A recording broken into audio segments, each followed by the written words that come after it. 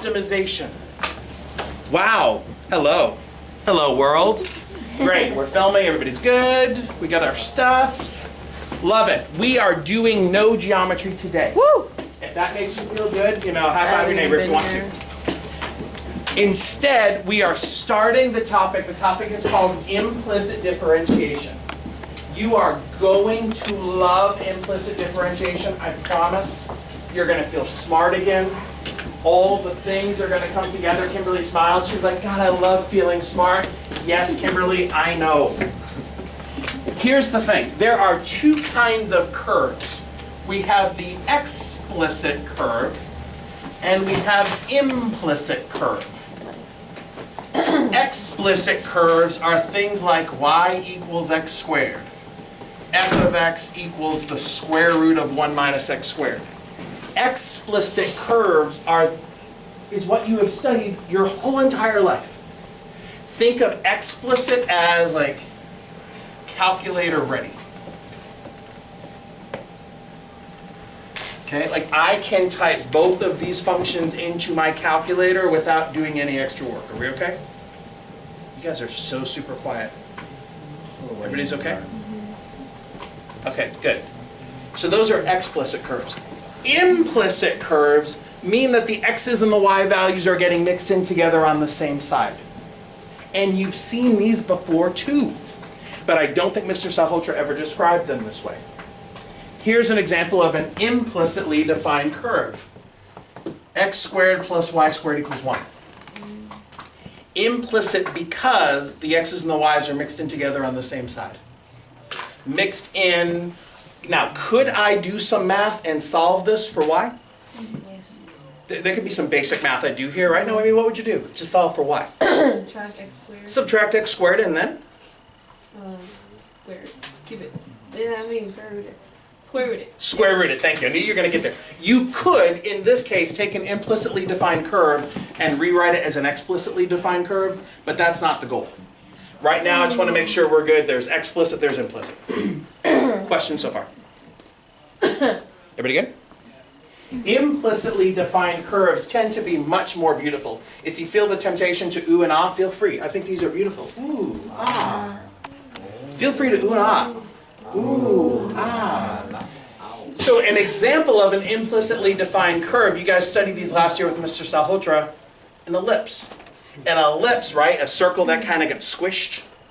Some of you might have called it an oval. You've got the x's and the y's mixed in together on the same side. You guys have all seen the ellipse before, right? I don't think anyone has seen, the word is bifolium.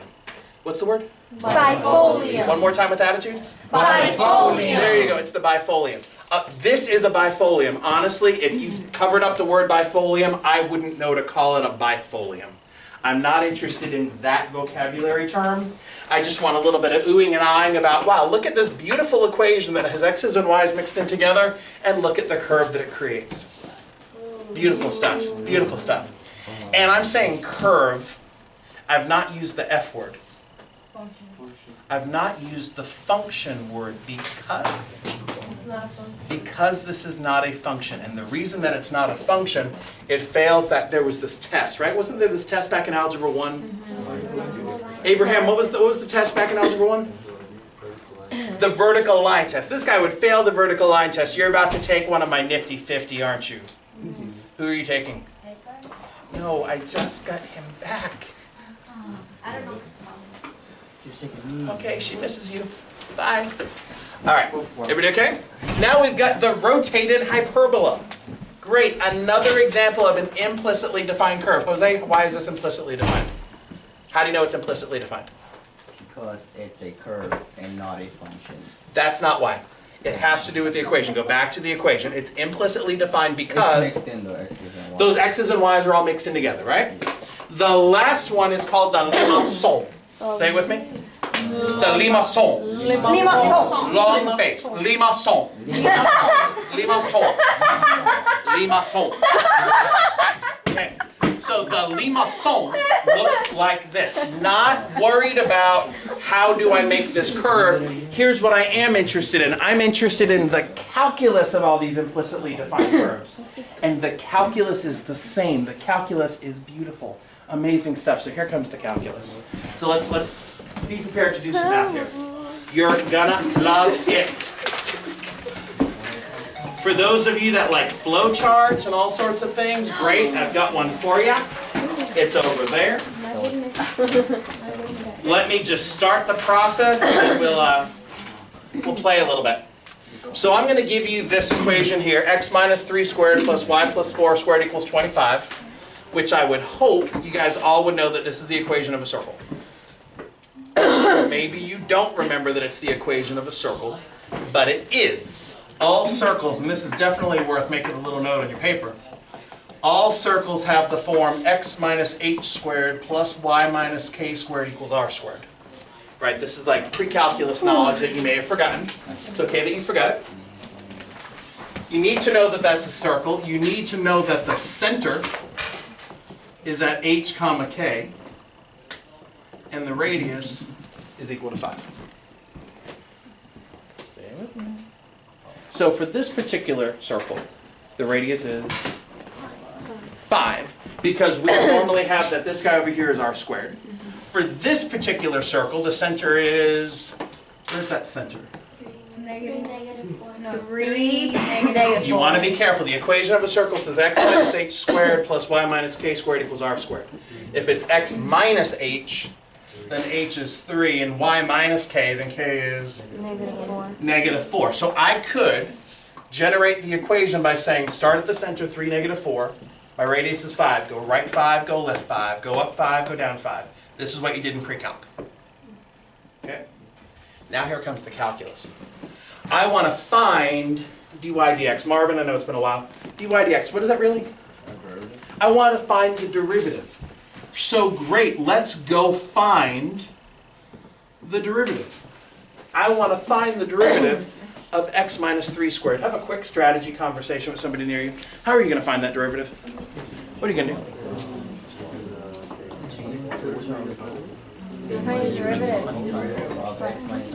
If I want to find the derivative of x minus 3 squared, I heard a lot of chain rule. I heard some folks say power rule. Okay, both right.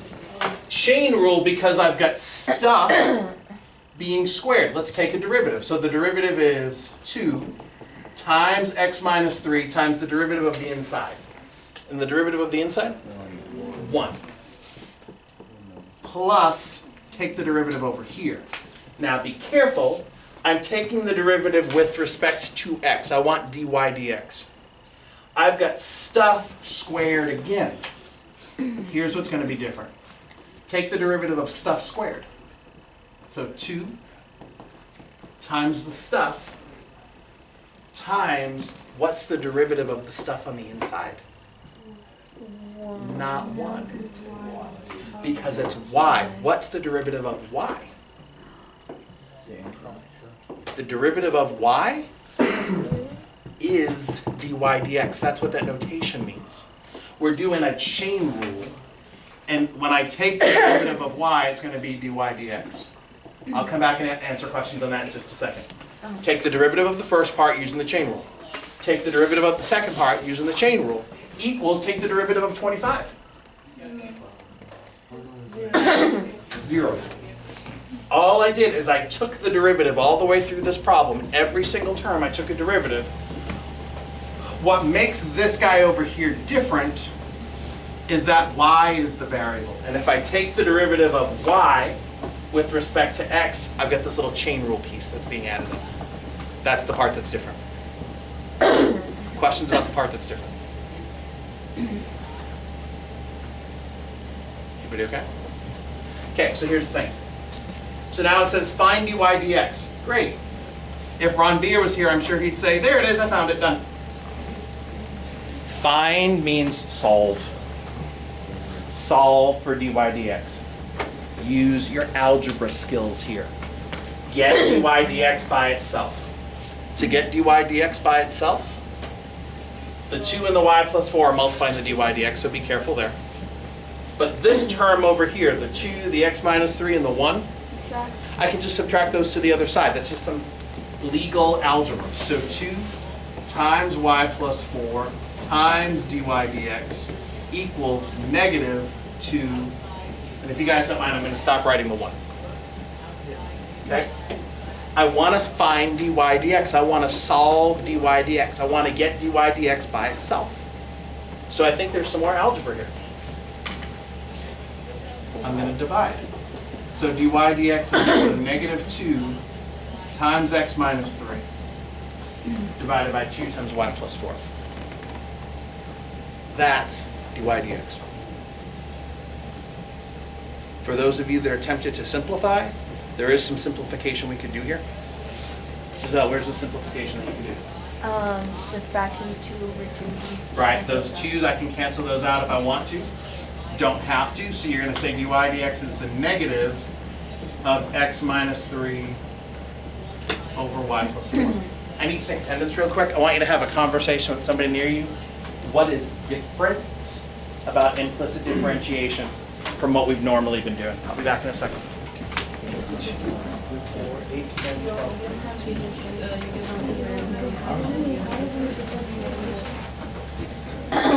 What's the derivative of y? Because it's 2 different variables.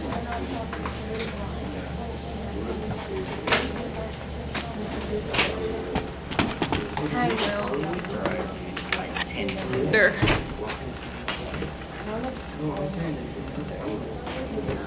Okay, so if you don't know how to add, just say 10. That way it's like you'll psych your mind like 10. Yeah, 10 minutes. Because 30 plus 10 is totally 9. 10 minutes. When I say calculus, you say ready. Calculus, Ready. Calculus, ready. You can use Thank you. I mean, I don't You like switched that. up. I hate it. I hate when he does that. All right, folks, what's different? Gives me a lot of like. One thing that's different. I'll take one thing from anybody. What's different?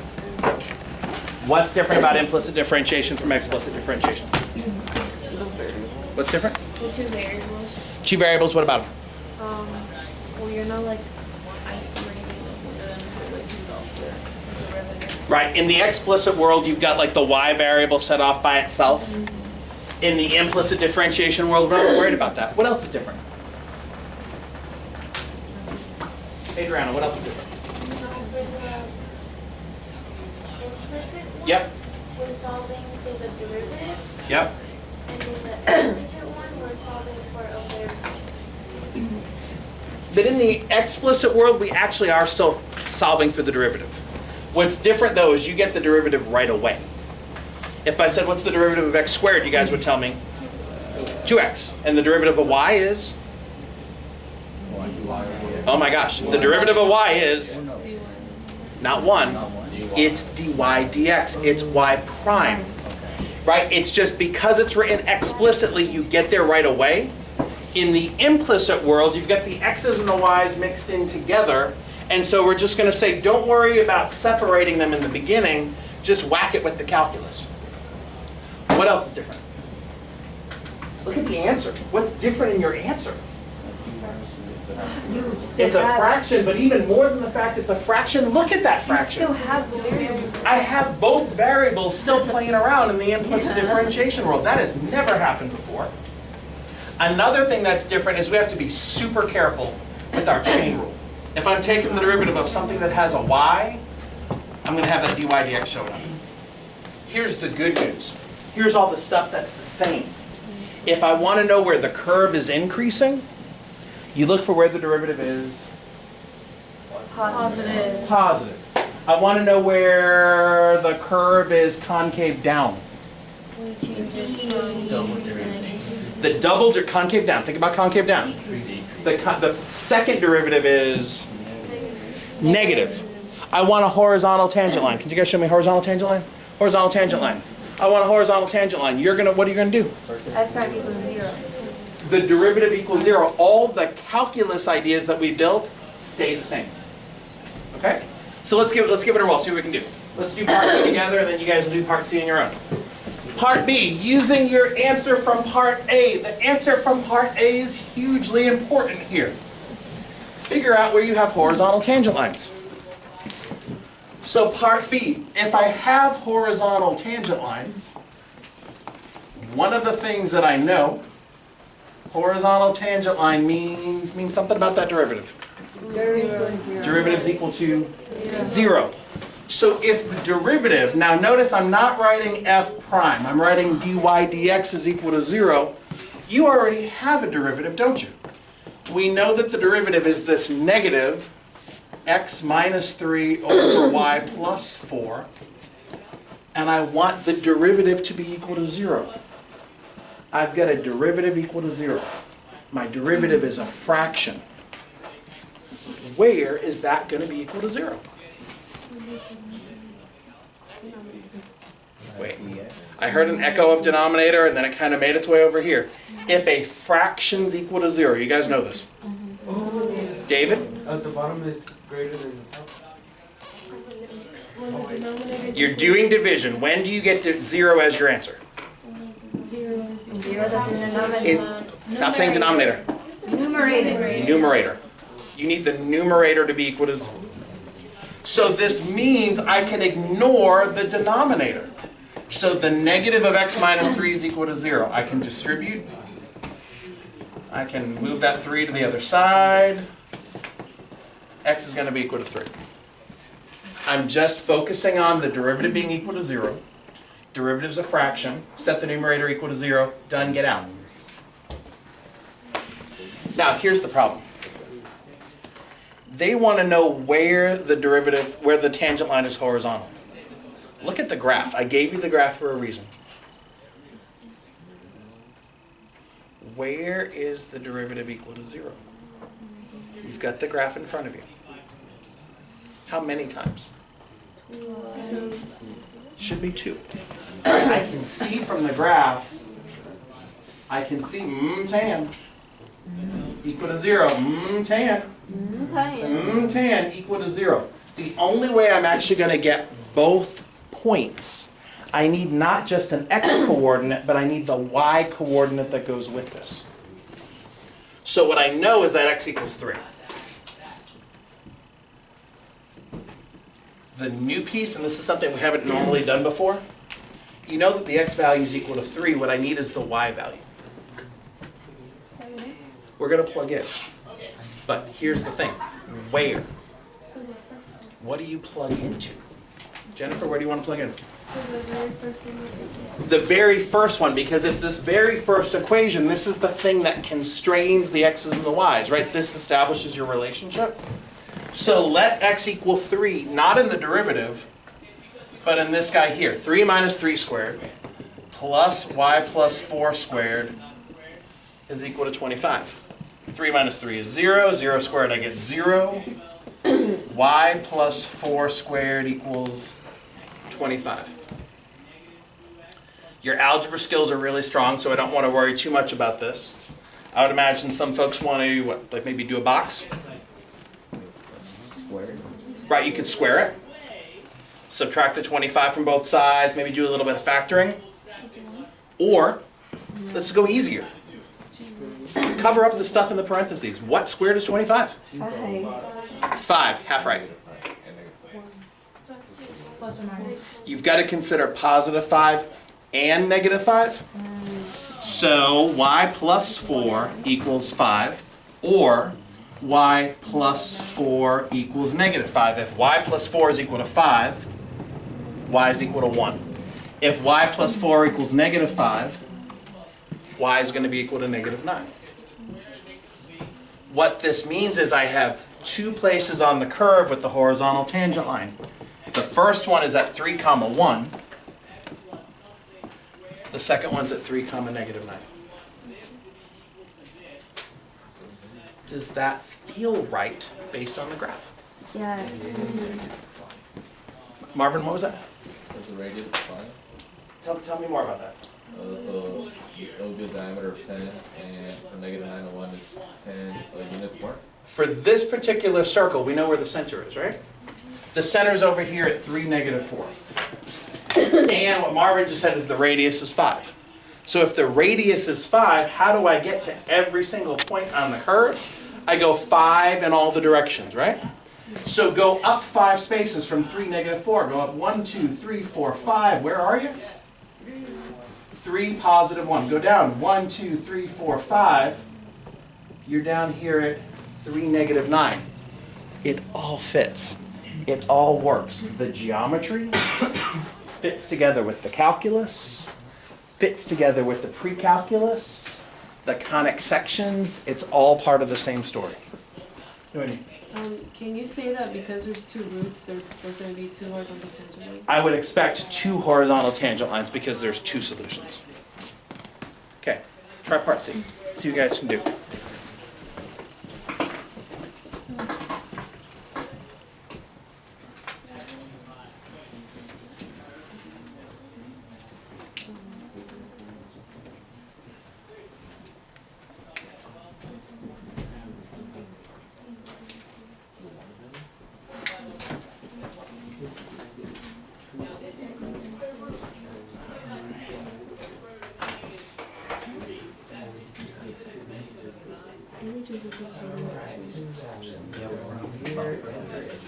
Here, not here. Mark here. Mark here on the filter. Daisy, since we looked for Y, should we look Jennifer O. for And so Mark here, Daisy. So we have 2, 4, 8, 12, 14, 16, 17. I already got it. Yep.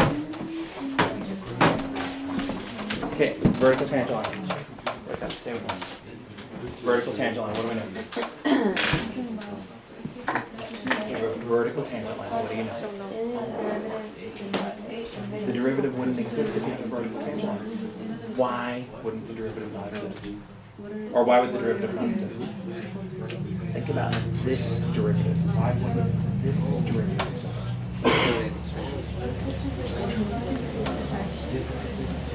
Your derivative is a fraction, right? Your derivative is this expression. Where will this not exist? Don't overthink it. Where would a fraction not exist? Zero. Figure out where the denominator is. Good. So, okay. Vertical tangent line, what are we looking for? Right. Right. If you have a vertical tangent line, the derivative doesn't exist. Which means that the y combinator is and because we've got a very kind circle, you're going to figure it out.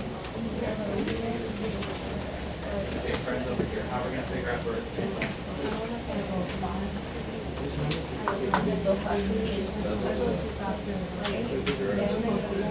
Yep. So why wouldn't a derivative exist?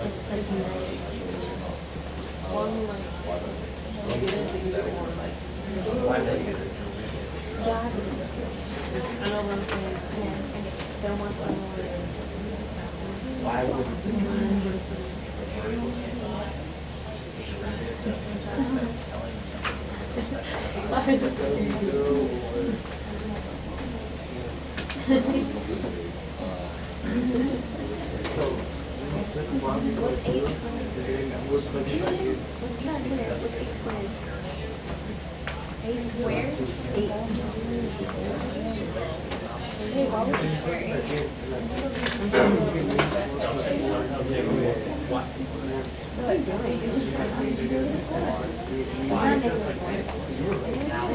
I know.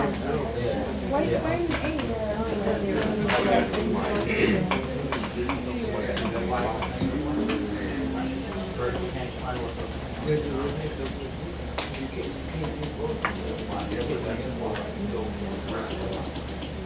That's why you use lines to try to solve it. When it fails. So you figured out, now you get the points on the graph, or you get the points on the calculator? So if I did the derivative for this,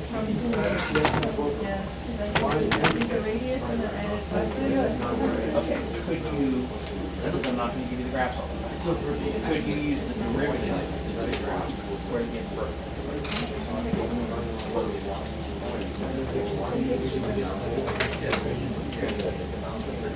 This is that, which one your derivative doesn't exist.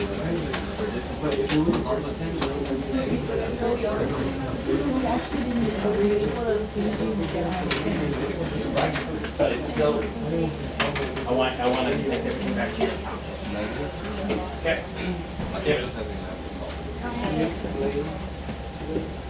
You already did. That's what I was.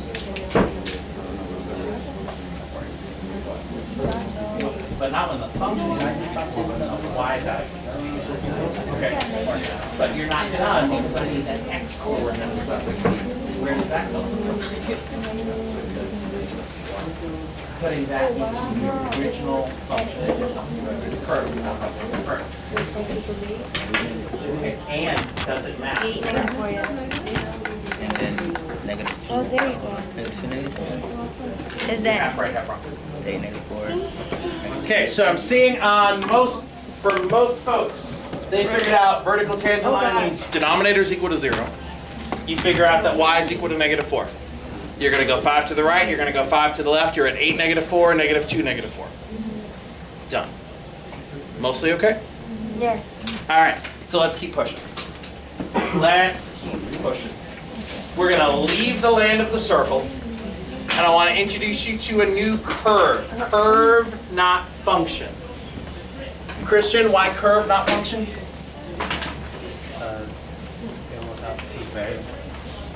Oh, there's a more elegant way to say curve, why curve, not function. Why is this a curve but not a function? We've already talked about this because of the vertical line test. I can draw a vertical line here and it crosses the curve more than once.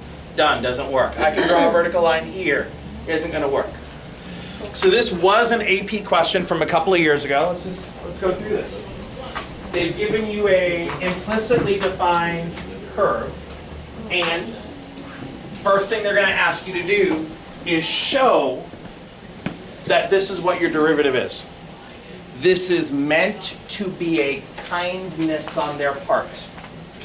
This is meant to be a kindness. Here's why. In the middle of the test, think optimization problem for a second here. You start your optimization problem, you come up with the wrong constraint, or you come up with the wrong objective function, you are doomed, right? They are being kind to you. They've given you a curve, and they said, okay, here's the curve, show me that this is the derivative. Now, some of you may not actually successfully show that this is the derivative, so let's fast forward past that part. Have a quick strategy conversation about part B. What would you do if you get to part B? Have a conversation. Don't talk to me. What are you going to do in part B?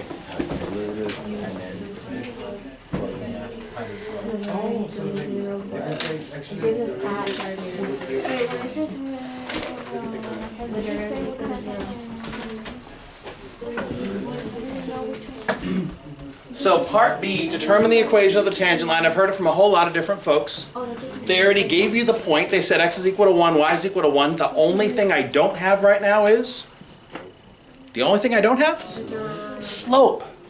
Where does the slope come from? The derivative. Go get me the slope.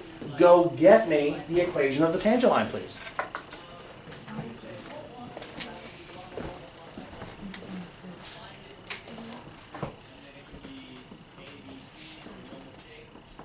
So at 1, 1, I need to know what the derivative is. So dy dx at 1, 1 is 3 times 1 squared minus 1 minus 1.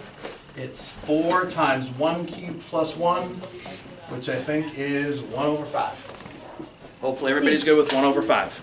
We're not done. Write the equation of the tangent line. So my equation is 1/5 x minus 1 plus 1. Got to name it? Give it a good name? Give it an appropriate name? L of x, great. M of x, fine. Call it whatever you want, but do not call it y. Why not? The reason that we're not going to call it y, they're already using y. You don't get to use y. Okay, great. Let's continue down this road of I have no idea how to do part A. Part C. Determine the concavity of the curve at 1, 1. Oh my God, I gotta find the concavity. How do I find concavity? How do I find concavity? Derivative. How do I determine concavity? I've got concave up, I've got concave down.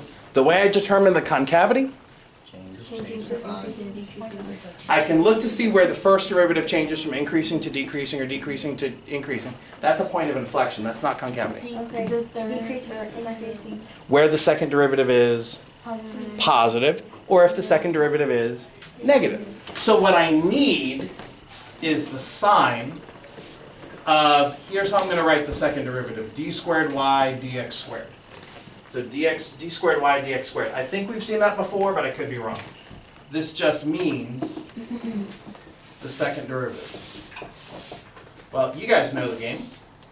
You know how to find the second derivative. You find the derivative of the derivative. How are we going to find the derivative of the derivative? I'm going to wait for some hands on this one. I see David. I see Jasmine. I see Marvin. How are we going to find the derivative of the derivative? This is old stuff. Abraham, how are you going to find the derivative of the derivative? They were so kind to you. They gave you the derivative. And all they want you to do is find the derivative. And the way that you're going to find the derivative of the derivative, the tool that you need in your toolbox,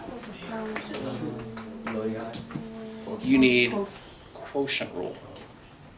Little low d high, minus high d low, low low. Let's do it.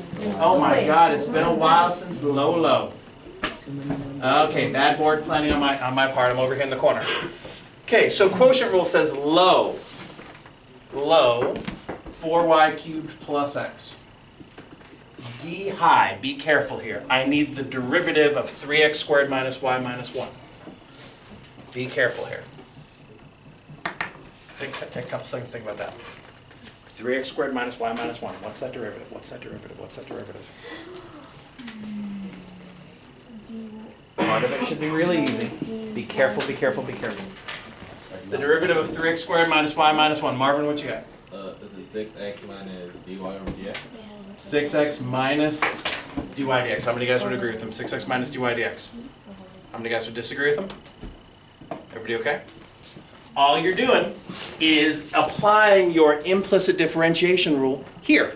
So low d high minus, now be careful, high, what is that, 3x squared minus y minus 1, really bad planning, I actually physically painted myself into the corner.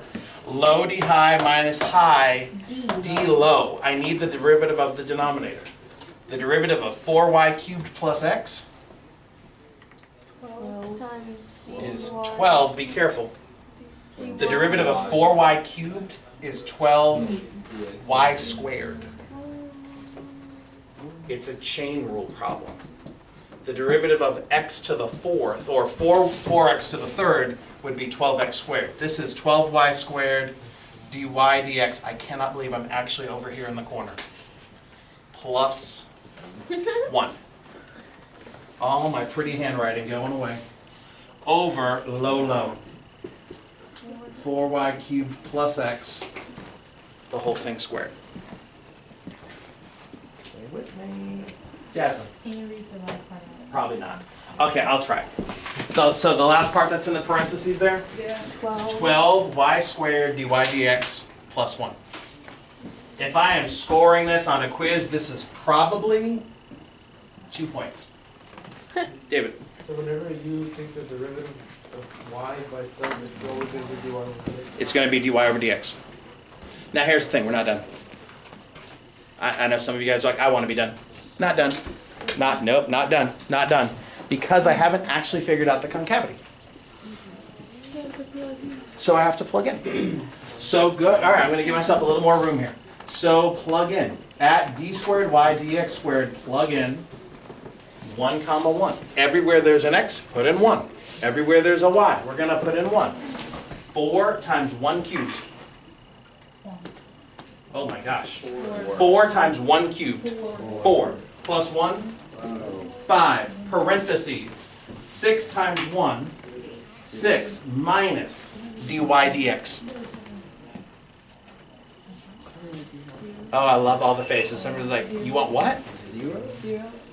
I want dy dx. At 1 comma 1. And it's not 0.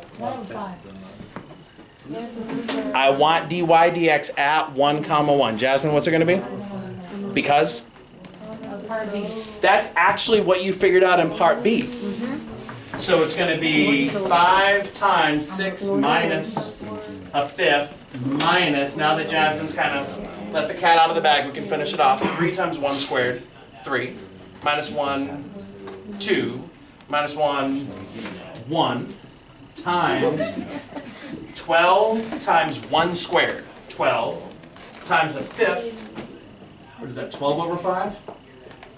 Plus 1.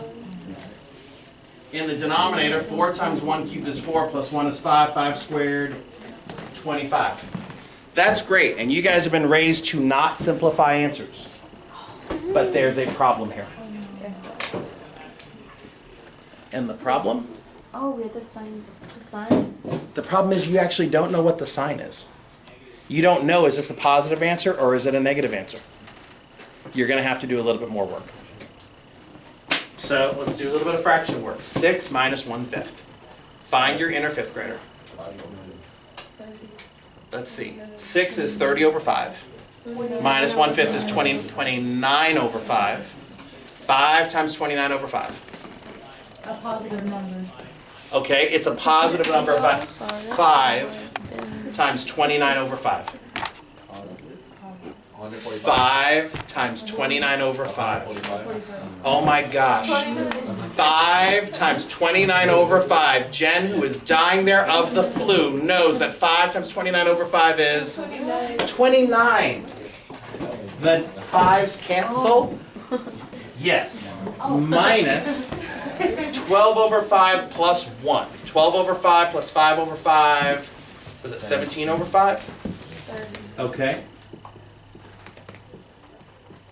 29 minus 17 over 5. I don't want anyone to tell me that it is 128 over 5. That's great, but who cares? Positive or negative? Positive. 29 minus 17 over 5. Positive divided by 25. Positive. What's the conclusion?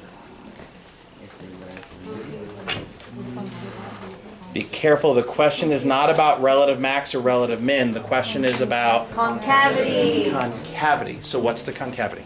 Concave up. This is concave up, so write that conclusion, please. Tell me why you know the concavity. Why do you know it's concave up? Where do you know it's concave up?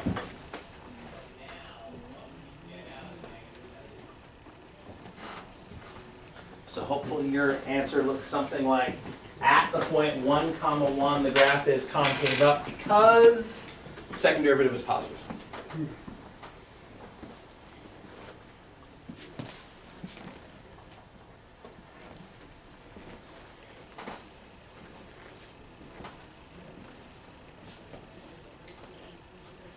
Oh, not function. No. No, son, not function. That must be why I was drawn over to you. Felt somebody write function. No, that's not why. That's not why. All right, so here's the last part. Here comes the last part. It's actually the first part.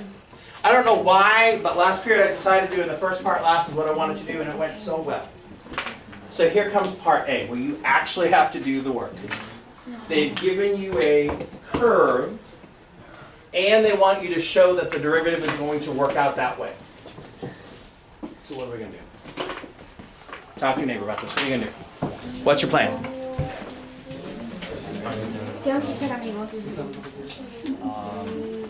Like 75% of what we're learning today. They've given you a curve, they've given you the equation for the curve, and I want the derivative.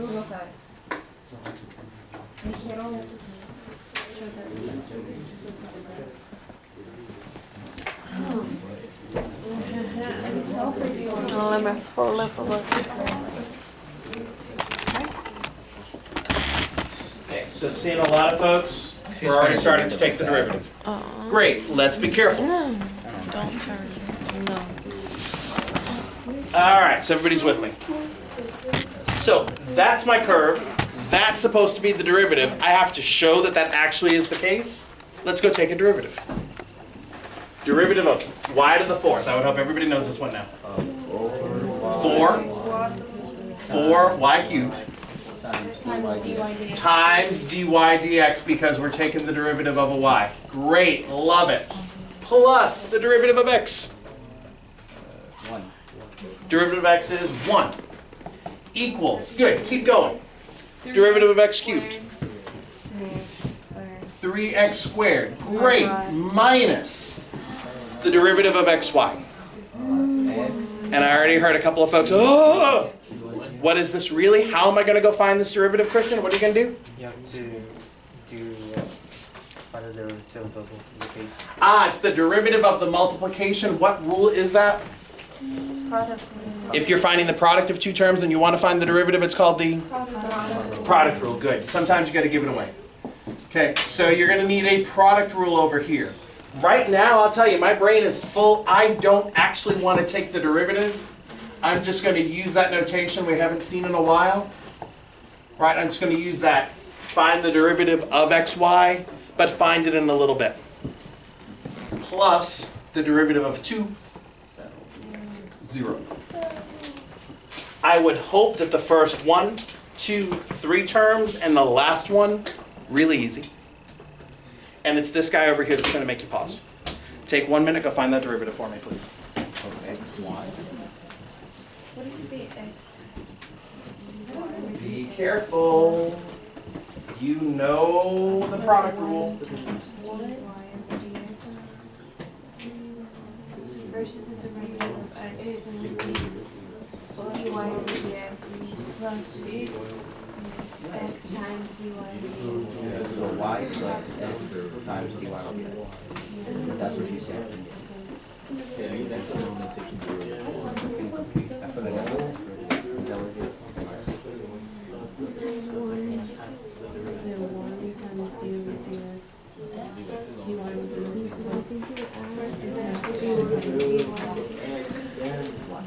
Okay, I've seen this looking good on at least 6 different papers. If I'm going to use the product rule, I've heard it in all the conversations. Product rule says take the derivative of the first part, which is take the derivative of x, which is 1. Leave the second one alone. Plus the first times the derivative of the second. And the derivative of the second? What? I'll do that. dy over dx. How many of you guys honestly had that as your derivative with the product? Okay, good. Now here's where I want you to be really careful. We've got 4y cubed dy dx plus 1 equals 3x squared minus your derivative. All this stuff has to be in parentheses so that we correctly distribute that through. So I've got 4y cubed dy dx plus 1 equals 3x squared minus all that stuff. What is going to be more of a challenge in this one than any of the ones we've seen before? My goal is to solve for dy dx. Oh, there it is. There's dy dx.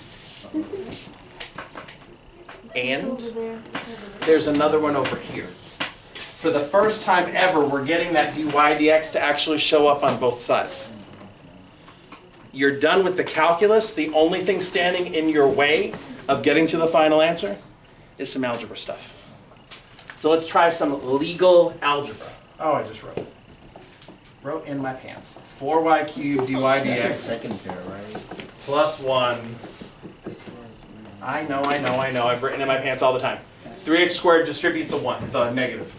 Minus y minus x dy dx. A little bit better, but I still have dy dx showing up in both places. What I need is some clever algebra. I've got a dy dx over here, and I've got a dy dx over here. The clever algebra, get them on the same side. Move them so that they're on the same side. So if I do that, I've got 4y cubed dy dx, that's this guy, plus x dy dx. Just moving this to the other side of the equation so I can have the dy dx's together, equals all the stuff that doesn't have a dy dx. 3x squared minus y Don't forget about that 1 that's on the wrong side. So I subtract that over. If you look at where you're trying to get to, look at that initial derivative. We are close. We are super close. I see the numerator. Where's that denominator coming from? Combining the 4y cubed and the x. Now, here's the thing. We've got the 4y cubed and we've got the x, and that's a good thing. But I want to be careful with the division, because some of you guys are just going to divide just because. The good algebra students are going to do something first. I've got a dy dx over here. I've got a dy dx over here. The reason I did that, so they're not quite like terms, because this guy has an x and this guy has the 4y cubed. They're a common factor. They both terms have a dy dx, so I'm going to factor out the dy dx to get 4y cubed plus x. Jose, you okay with the algebra there? Yeah. Mariah, are you doing okay there? Yes. dy dx times all the stuff equals 3x squared minus y minus 1. So dy dx is going to be 3x squared minus y minus 1 divided by 4y cubed plus x. And that is exactly what they wanted you to get to in part A. And if you're able to do that, fabulous. But lesson learned here, if for somewhere along the way I mess up the algebra, deal with it. And pick up and move on to part B. And move on to part C. Should we do part B and C first then? I'm not saying do part B and part C first all the time. I just wanted to do that so that we could save the algebra fun for the end. Okay? This is a pretty typical setup for the AP exam questions. They're going to give you the derivative in the beginning so that you can use it later on. Okay, a couple of things need to happen. Okay. For those of you that finished all the free response corrections, please put those in the middle of the table so I can pick those up. For those of you that have not finished with them, you are staying with me until 5.